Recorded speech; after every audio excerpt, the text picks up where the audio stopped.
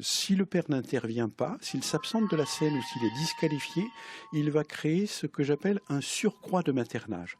Et le maternage, c'est quelque chose d'absolument essentiel pour l'enfant. Seules les mères savent materner et elles le font très bien.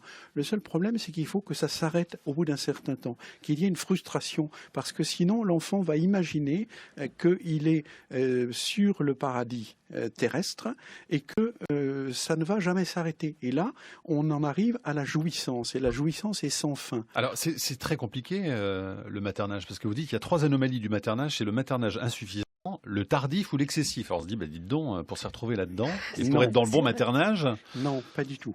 En fait, on peut simplifier. Tout ce qui est excessif est vain, disait Talleyrand. Donc, s'il y a une trop grande carence de maternage, ou s'il y a un excès de maternage, on arrive au même résultat. Quelqu'un qui va, soit par compensation, vouloir combler le vide par une jouissance effrénée, soit quelqu'un qui n'a jamais eu d'arrêt de sa jouissance va vouloir constamment que ça continue. Et la jouissance, c'est à bien différencier du désir. Le désir, c'est fondé sur le manque qui va faire qu'on va ouvrir ses bras et découvrir que l'autre existe.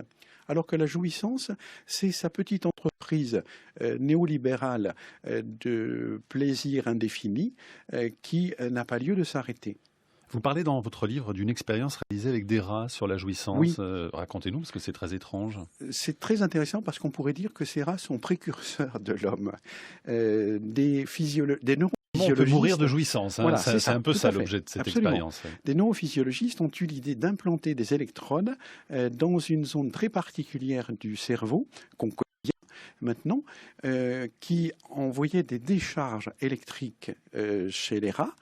Et ils pensaient donc que les rats, au bout d'un certain temps, s'arrêteraient d'appuyer sur la pédale qui entraînerait des décharges électriques. Or, les rats sont tous morts. Ils ont préféré ne pas boire et ne pas manger. Mais jouir. Et s'envoyer régulièrement des jouissances infinies. Et ensuite, comment est-ce qu'on peut traduire cette expérience par rapport à l'homme? Alors par rapport à l'homme, la jouissance se voit dans l'addiction et dans les pathologies nouvelles où les patients viennent nous dire « je ne peux pas m'arrêter de ».